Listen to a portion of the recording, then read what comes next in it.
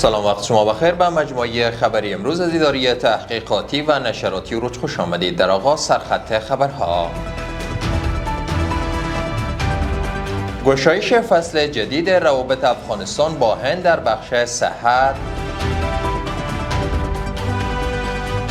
امضای قرارداد پروژه انتقال برق و ولسوالی‌های درازاب و قشتیپه ولایت جوزجان به ارزش 1.8 میلیارد افغانی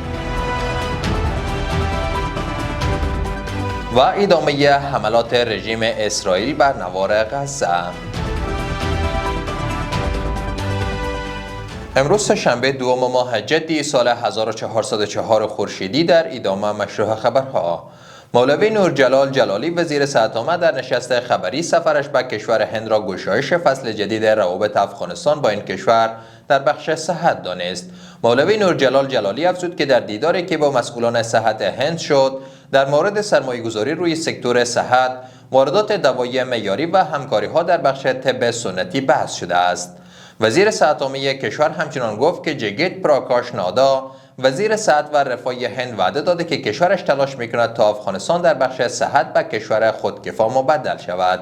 با گفته آقای جلالی، تقویت سکتور صحت کشور، فراهمسازی ویزا به دکتران افغان، کمک تجهیزات طبی و واکسن‌های مختلف به افغانستان و فراهمسازی تسهیلات در بخش صدور ویزا برای افغان‌ها از تعهداتی است که در این دیدارها شده است. مولوی نورجلال جلالی در این نشست همچنان گفت که مسئولان صحت هند در زمینه کمک‌های صحی تعهدات مهم ارائه کردند.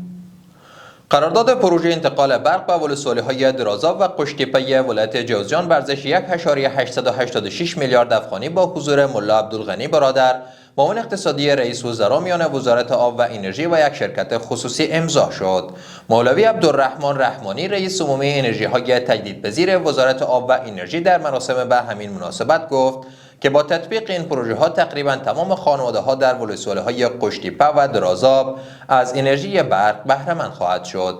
با گفته وی این پروژه شامل تمدید لاین برق 220 کیلووات به طول 85.4 کیلومتر از پل خراسان شبرغان تا ولسوالی‌های قشتیپه و درازاب، ساخت سب استیشن در این ولسوالی‌ها و توزیع برق می شود.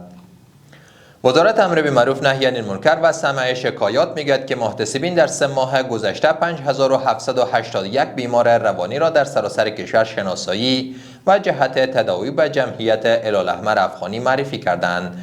این اقدام پس از صدور فرمان عالی‌قدر امیرالمؤمنین حفظه الله به منظور تامین سلامت روانی افراد آسیب پذیر، جلوگیری از تهدیدات ناشی از بیماران روانی در جامعه و فراهمسازی زمینه تداوی تخصصی آنان انجام شده است. و در اخیر شبکه خبری الجزیره گزارش داده که در نتیجه حملات اخیر رژیم اسرائیل در غزه دست کم 2 فلسطینی به شهادت رسیدند. از سوی هم دفتر رسانه‌ای دولت غزه گزارش داده که رژیم اسرائیل تا اکنون 875 بار آتشبس میانجیگری شده از سوی آمریکا را نقض کرده که در نتیجه آن دست کم 411 فلسطینی شهید و 1112 تن دیگر زخمی شدند. جهان سپاس از توجه و همراهیتان. برای تازه ترین های افغانستان، منطقه و جهان سری بزنید به صفحات اجتماعی ما در تلگرام، واتساپ و اکس.